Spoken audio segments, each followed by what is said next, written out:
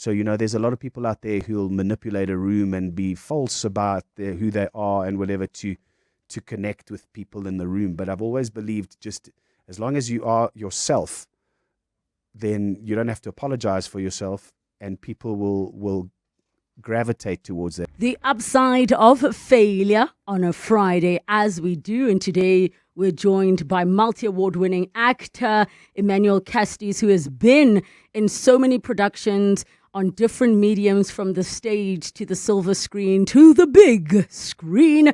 For the last 26 years, he has been part of our families. At that time when you can't even fight for the remote because it was time for Isidingo and the many others. You may have known him from Scandal, Broken Vows, Saunders as well. He even showed up on General Hospital and Days of Our Lives. If you are wondering still, one of the most recent projects you may have seen him in is Bad Influencer, which is currently on Netflix. Please do go and watch it because it's such an awesome story and did so well. Emmanuel! Ah, Lebs, how are you? I'm good at you! It's been a while. It's been a second, eh? It really has. I pretty much feel like the last time you and I were actually together is we were working on a project. Yes, together. Yeah. Lots of rejections in our direction. The upside of failure. Maybe that's a good place to start. Is what percentage of the things you go for do you get rejected? And when I say the things you go for, because you also have done some writing, not just the auditioning part, but just in jail. Like, what percentage would you say you get versus what you get rejections for? Wow. It's actually a difficult number to quantify over 26 years, but if I were to really think about it, I would even go as far as 80% is a no. Really? But no, I think that might be wrong. So I was thinking 90-10 for me. Yeah. I feel like it's 90-10, but the reason that the 10 maybe doesn't feel so bad of yeses, it's because they were big yeses. Yes. And maybe, you know what I mean? Yes. So maybe you got, for every 10 things you went for, you maybe got 1 or 2. Well, that's it. So it's that's why it's so difficult to quantify, because do you say, okay, how many times have I been for an audition and how many times have I got the role, which is that yeses or nos, or is it what percentage of the shows that you've done is a big percentage of your career, of what you've done. So it's difficult to kind of understand. But I think 90-10 is a good place, or 80-20. It's a good place. I mean, like if I take my time in America, it was kind of almost 50-50. Please actually share that journey. And, I've spoken to Shannon Ezra, Mampo Brescia, about their journeys and what it was like, and then, coming back home.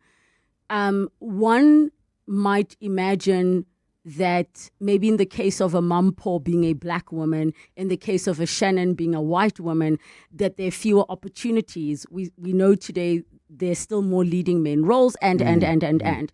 But share with us what happened that you decided to go there, and what was that journey like? So I'd always wanted to go there. I always, from the day I finished drama school, I was like, okay. Even my very close friend from drama school who lives there now and has been there for almost 20 years, I remember a clear conversation. We were sitting at a bar at the airport. We just dropped a friend off at the airport to fly somewhere.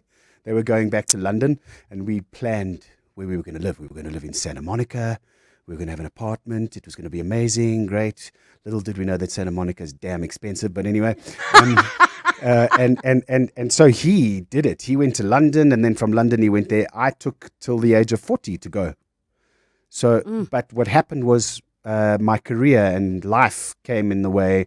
I landed Isidingo like very close, like in 1999. No. Yeah. I've been out of that show almost 20 years. I'm sorry. Do you know where I was in 1999? Starting grade 8. Because I'm like, but you were so part of our lives. Yeah. Okay. That show was so much part of people's lives. Yeah. Did you feel in that time, right, before now that you decided to go off, but did you ever feel like you got into that soapy, I don't want to say rut, but I know the word, help me here. Yes. No. I know what you're saying. And rut sounds like a dead end. a negative word, but Yes. it's the way it becomes a job. Yes. Like any other job, because you're there every morning and you're doing everything you want. And everything, you're working, you're doing everything you can to get the product and the tape and the tape to the editing studio. So it becomes a bit of It's a machine. And like a product line type thing, right? Yes. And also it becomes, you get into a certain level of comfort. Yes. Versus the person who knows my gig is finishing on Friday and that's it. Exactly. And that is part of what part of like the failure that you see. Failure is a very difficult word to define in our industry, because what is a failure? Doesn't necessarily mean you didn't get a part. That's not really a failure. It just means you weren't right for the part. Yes. What did you fail in? Okay, if you didn't show up on set on time, that's a failure, and you just it's detrimental to your career. But like for me, the thing that during that time on Isidingo, I was so comfortable that I didn't think about what's going to happen afterwards. I didn't think to do something in the meantime alongside it. Yes, I did musicals and I was singing and did corporates and MC'd, but I didn't think to do a side hustle. And that for me is one of my regrets. Not having started a side hustle a long time ago. And I realized that even more when I went to LA, because over there, everybody has a side hustle. I went to a bar at a party once, and there was the bartender. I said to her, like, so how long have you been working here? She's like, 15 years. And I was like, whoa. That was one of the reasons why I decided, okay, maybe I should go back home. But when the reality basically dropped, did you leave Isidingo on your own terms? Yes and no. Because what happened was, as for the people who weren't there and don't know, he was the first gay character on South African television, Steve Stethakis. Oh my goodness, he was the first outed character, yeah. And so it got to the point where the constitution changed and they legalized same-sex marriage in South Africa, and we did a big wedding. Yes. And the writers came to me and said, okay, cool, so what now? What now? What are we going to do? And I said, so we want to keep you an element. I said, but hold on. I said to them, like, what's going to happen with the character? Yeah. Is he going to just become another sort of sideline guy that we go to for stories? Or is my role and my art, my creativity going to grow? And they were like, well, no, he'll own a restaurant or something. And then that's when I said, well, I don't know if I'm into that. Yeah. And I went away to do another production or something. I came back. I had a little hiatus. I came back, and a week before I was to go on set, I received the scripts, and I'm like, oh, I'm leaving the series. Sorry. I hate laughing at these stories, but that's literally, we can laugh at it. And that's when you start going, okay, what did I do wrong? What did I say wrong? What was I, And now, being on the other side, that maybe it had nothing to do with you, because almost like the purpose of the character is no longer there. But we look at TV now where you have tons of storylines. But I think back then it was just like, let's show we are with the people and show the gay thing. Now we're like, okay, we're done with the gay thing. Thank you so much. Yeah, we've served the storyline, we've served the purpose, and that is life, really, isn't it? And so a lot of actors get very bitter when they get written out of a series or whatever. But like I've always gone, okay, cool, well, you're part of a story, you're part of a storyline, and perhaps your character doesn't serve the storyline anymore. It's not necessarily a personal thing. Look, if you're not good at your job, then yes, then. But let's just call a spade a spade. Sorry, you can't act, actually. So at that moment, did you see that as the opportunity to try the LA thing, or were you like, let me audition for other stuff and see? Or when did the LA thing come up? So there I was caught up in, oh my gosh, how am I going to pay for my house? How am I going to pay for my car? How am I going to pay for all of that? So LA was the furthest thing from my mind. I was like, okay, whoa. And I remember sitting on my couch one night going, what am I going to do? What am I going to do? And I was like, okay, well, the power of sort of positive thinking and mental, I just was like, just let it go. The universe, it is what it is. Just stop stressing about it and something will happen. And literally a week later, I got a call for another series. And so then it was just a question of, okay, I've got to keep the work going. And I guess it was a good thing for my career because then I didn't get stuck in that box of a soapy actor. Where people can't see you as anything else but the character. Yeah, because I remember going to an audition after that and a guy said I did. It was to play a cop who was investigating a rape, but he was actually the rapist. Yes. And I played him like really hardcore with like a bit of an accent. And the guy says, no, the casting director said, can you do it in your normal voice? And I did it in my normal voice. And he looked at me and was, yeah, no, that sounds too much like Steve. I was like, huh? What does that mean? The character. And I think this is the sort of bittersweet part of the soapies, where the character becomes bigger than the actor. Yes. And now, when, like you say, you also probably conscientize yourself to say, I need to not play anything that looks like that. Yes. Or sounds like that. Yes. So did you get the part as the rapist? No, I didn't. No. But then the irony of it all is, so I was always then getting these nice character roles, like the nice guy, the nice guy who's a bit messed up, the like broken vase, the football star who'd been, Then I go to LA and I'm living in LA and I get General Hospital. I get the bad Greek gangster because I can speak Greek as well. So I get the fluent, read, write, yeah. How did I not know you can actually speak Greek fluently? Yeah, I don't really talk about it much to people. Yeah, but yeah.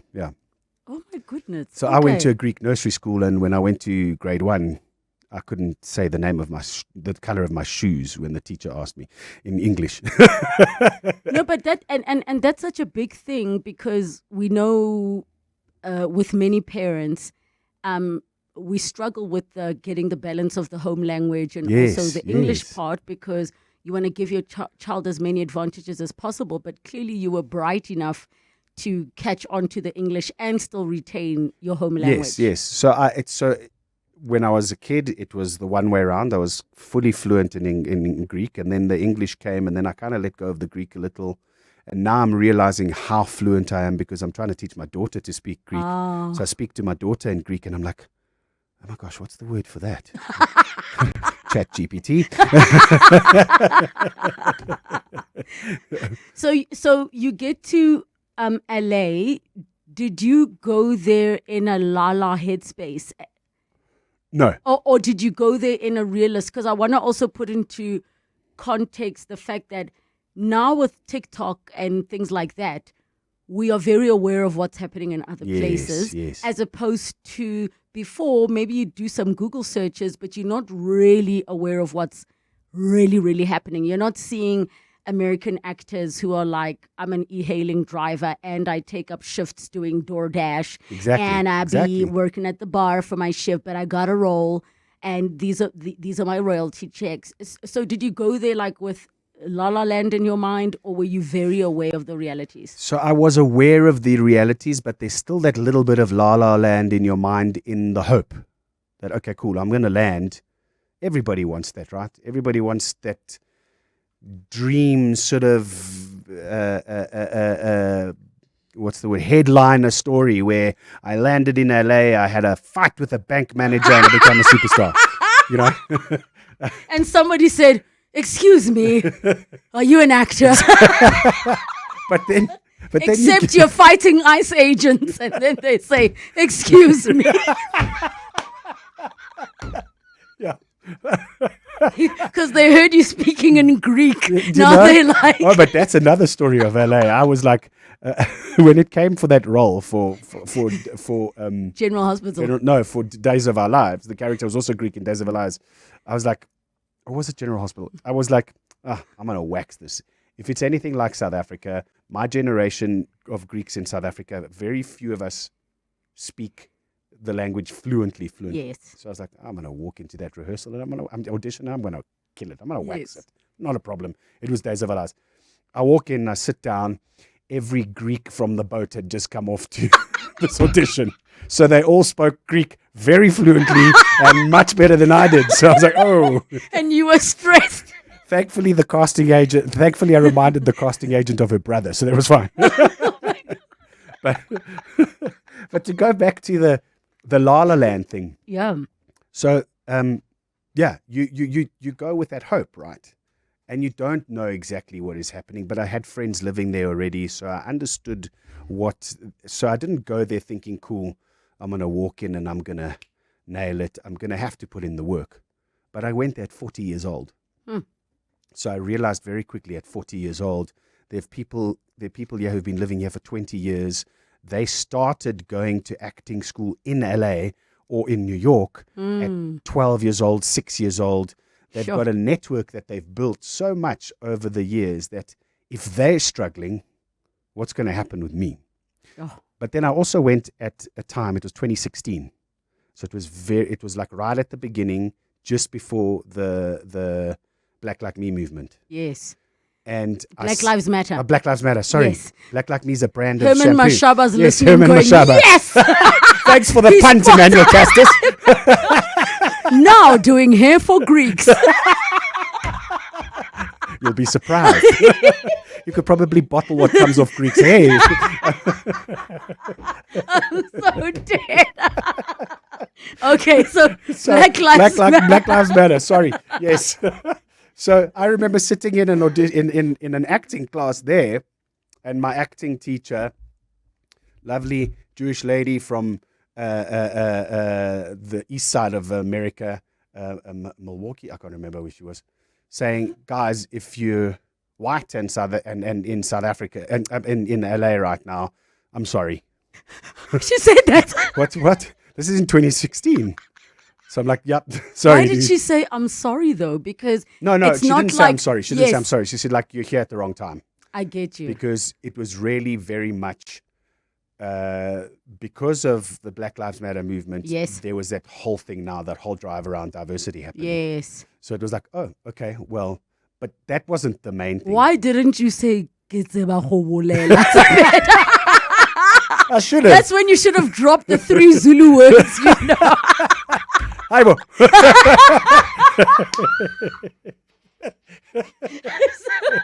That was the time, but I'm from Africa. But that's the thing, right? And it opened my eyes to lots of things there as well as far as, and I don't want to go too deep into it, but like Yes. the awareness, like the race issue in America, how it was like, wow, you guys are way behind where South Africa is when it comes to that. But anyway, so that wasn't actually one of the reasons why I decided to come home. The reason was that I was there at 40 years old. I didn't have the network. I'm bumping into people who are at a bar working for 15 years. I've got friends who've been in the industry there in America who also South Africans who took their band there in the 80s. They've had to pivot and do other work in America. They're not doing the work that they usually do, like the music and everything like that. And you've also got, like, you're seeing people walk in the streets and they are just so lost and don't know what to do. But also, like, I had a network there, and every time somebody said to me, come, you got to come to a party, let's go, you're going to meet this person, I'd be like, do I have to? I've been doing it for so long in South Africa. Do I have to now do it again? And now you're starting from the bottom. And then I'm thinking, okay, cool. So I get to 50 and what? Nothing happens. Plus, before I got on the plane, I met the woman who is now my wife today.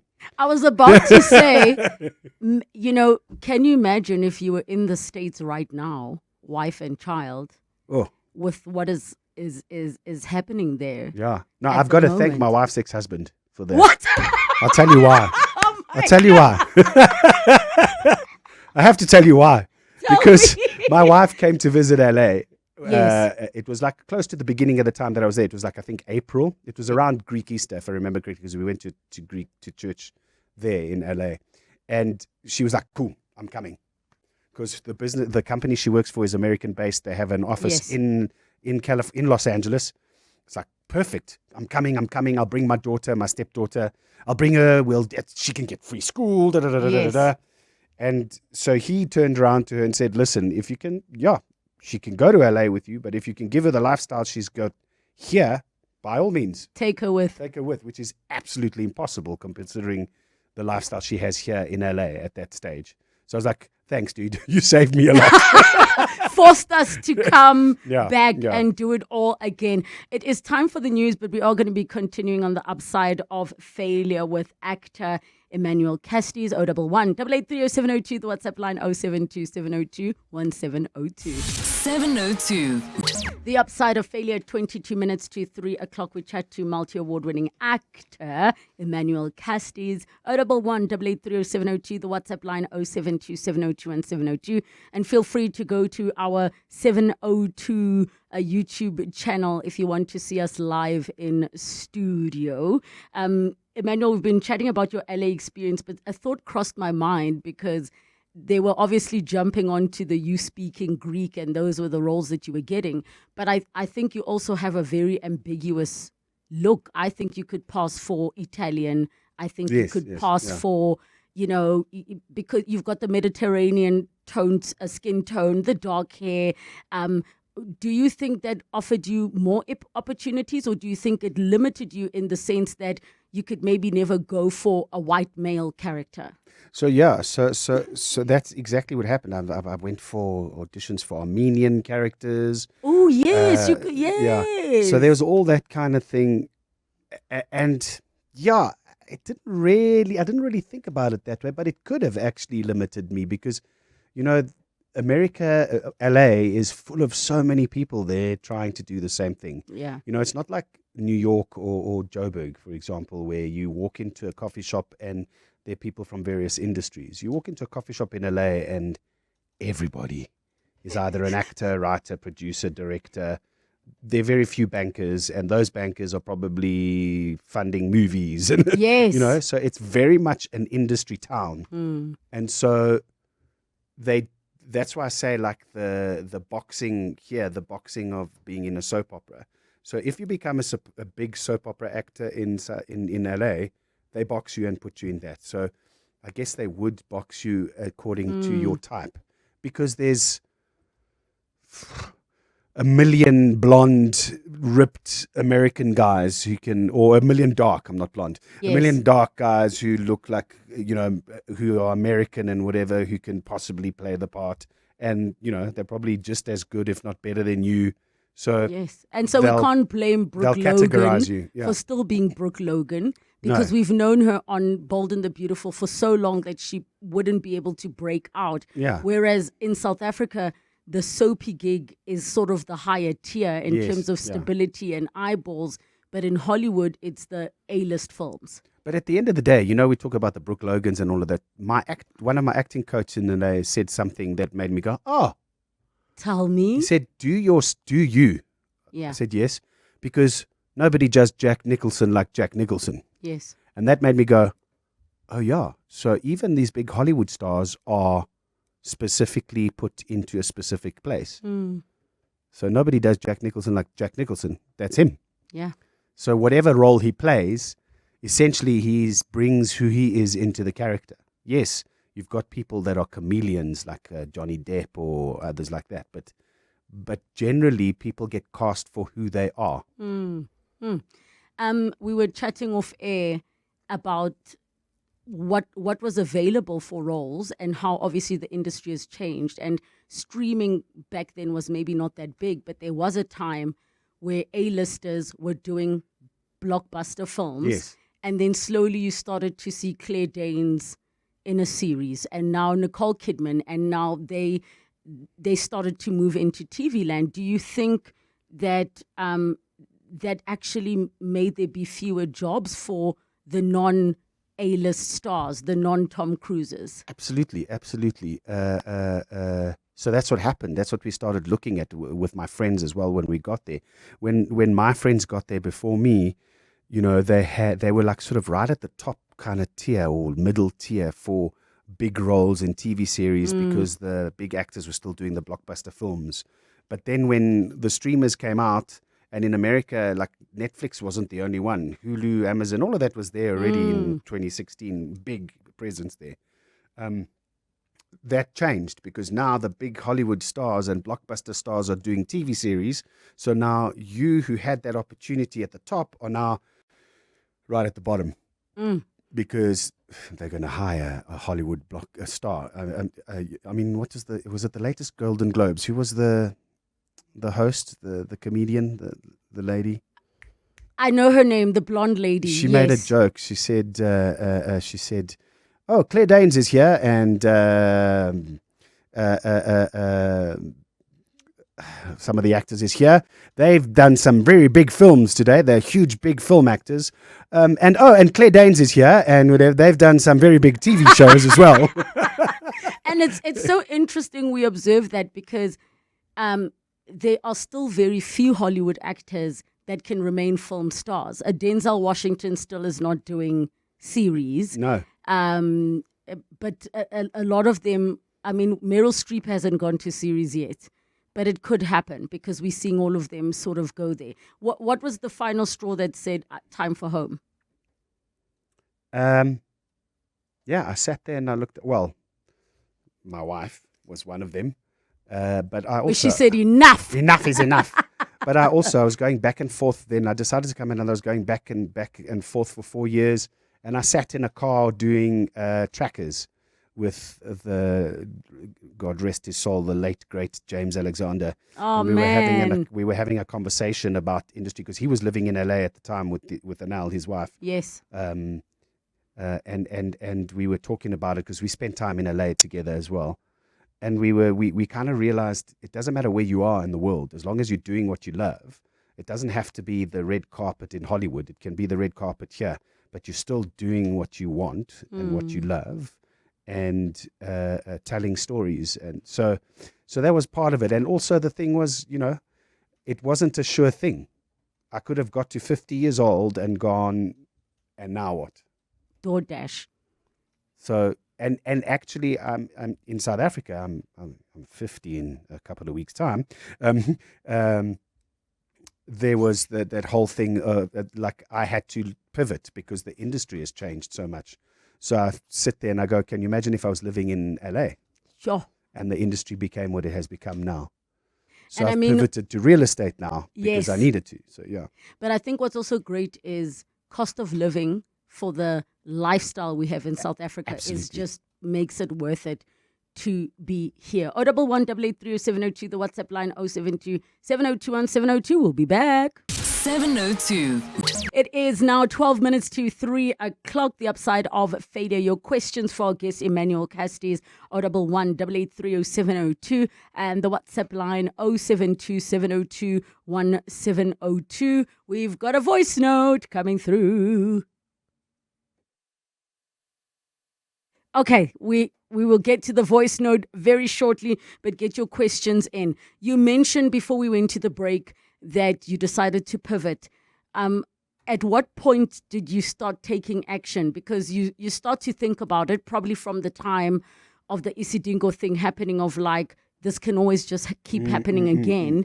But when did you start taking action, and what was that action that you took? So you don't always learn the lesson, right? And the universe has a way of going, click, little tap, little shove, and then it smacks you in the face. Yep. So I didn't learn the lesson often enough. I went from series to series. I was like, okay, I'm cool. And then eventually COVID happened. Then outside of COVID, there was some work, but not really.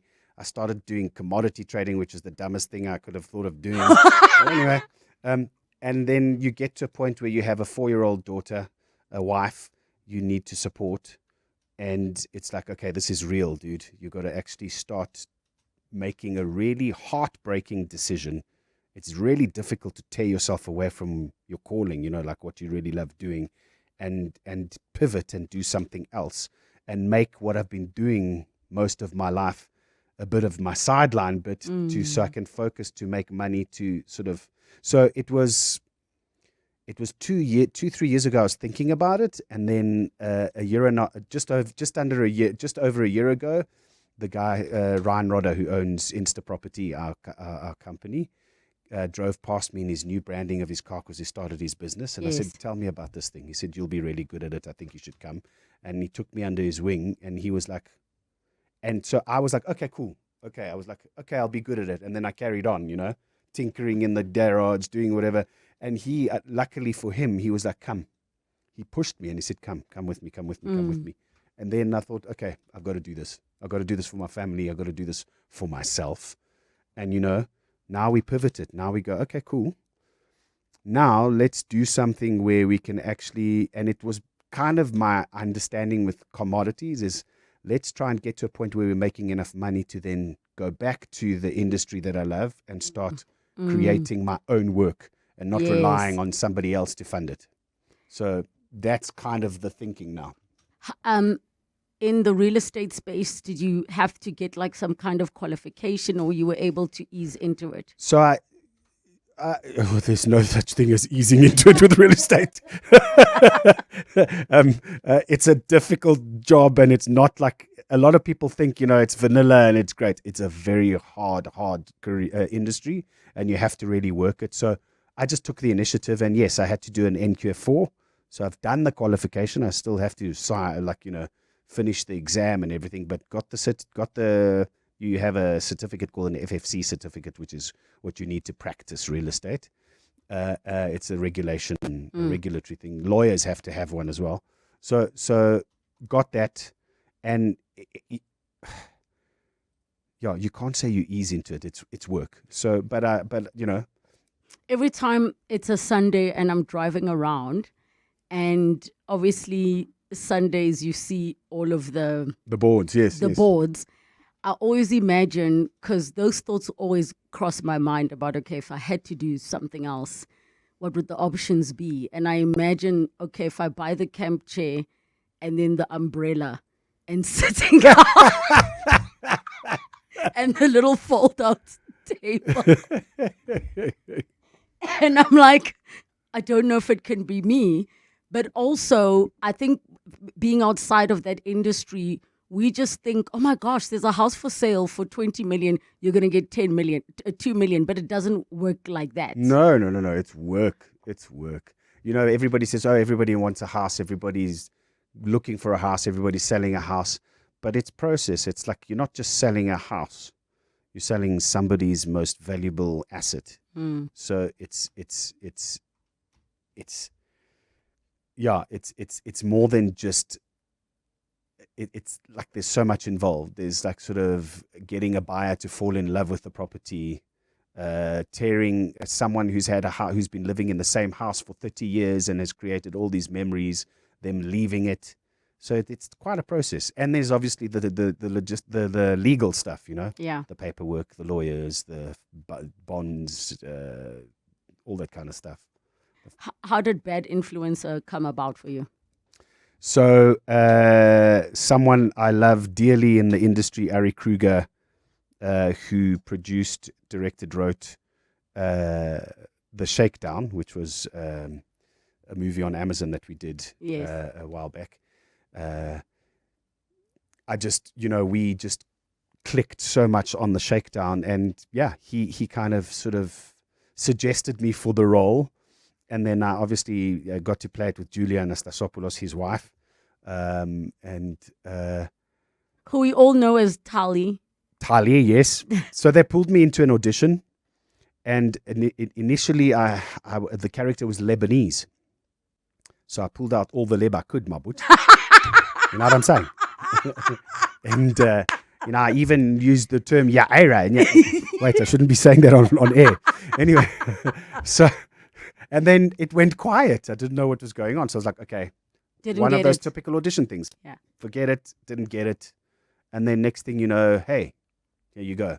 Got the And part. I don't know, for me personally, I don't know about the rest of the team. I didn't realize how big this was going to be. It's a beautifully written story. It's a beautiful series. It's like such a great, and it's Joburg based, and it's Joburg, like real Joburg mixed with the unreal Joburg, so to speak, the influencer side, and it just went huge. I think we were number 4 in the world, Yep. not just, so it's so much fun, but yeah. And shout out to Kudi who wrote. Kudi, I mean, Yeah. amazing. Shout And out she'd to worked Kudi. on that script for a long, I think she told me, because Kudi and I have the same acting agent. Mm. And I think the process was Wait, quite who's your agent? OSM. Yes, same as Yeah, my there we agent. go. We all have the same agent. She worked on it for long, but Yeah. also I was curious, did you actually get to read the whole script No, before? No. So, okay, so you also got to watch it and be like, what? exactly. Yeah. Oh, you mean like before the series aired? Yes. Oh no, we did a table read. We did Ah, a table I read. didn't You know weren't anything. there. Yeah. I watched it like everybody else. When you look at younger self and who you are now about to turn 50, what would you say is the one thing that has consistently remained about you? Because obviously as you mature and evolve, there's certain things you leave behind, but what has always been with you? Like, what do you mean? Like character-wise or? Character-wise, personality-wise, it could be Yeah. a motto or a value. So so the value that connects to your character. I've always believed that one has to be as genuine as you can be in an industry that isn't always genuine. And that's how people connect with you. So, there's a lot of people out there who'll manipulate a room and be false about who they are and whatever to connect with people in the room. But I've always believed just as long as you are yourself, then you don't have to apologize for yourself, and people will gravitate towards that. And one of my friends, Brandon Oret, who's an actor as well, like I've always seen that in him. He doesn't care what you think of him. He is just who he is. And as a result, people love him. Because of that. Yeah, because of that. You have experienced so many ups and downs and what traditionally one would look at as failure. When you look back, what is the greatest lesson you'd say you've learned from failure, in inverted commas, that you can share with all the listeners? Failure can do a lot of things to your psyche and to your mind and one of the things it can create is procrastination. You wake up in the morning, you feel like you failed, you don't know what you're doing. And I've had that often where you don't want to get out of bed. You wake up on a Monday specifically, all your mates are out there making it happen and whatever. And you just can't get yourself out of bed because you're just so down and you procrastinate and you don't do anything. So what I learned was you've got to get past that and you've got to just you've just got to move forward and action and have discipline. That's like a lesson I've learned this year, one of the big ones for the beginning. There's motivation, but if you don't have motivation, but if you have motivation without discipline, the days that you don't have motivation, you're going to be nowhere. So you've got to find that discipline to get out of that demotivation, if you know what I mean. So just Nike it, just do it. Just do it, exactly. Just do it. Just do Emmanuel it. Castis, ladies and gentlemen, thank you so much. Thank you. Love you to bits. You too. May you continue to have more and more opportunities to do what you love. Guys, what's the real estate business called? Please go support. Insta Property with an I at the end. Insta Property with an I. Go buy a house and specifically ask for Emmanuel. Thank you. Spend your afternoon with Relebogile Mabotja on 702.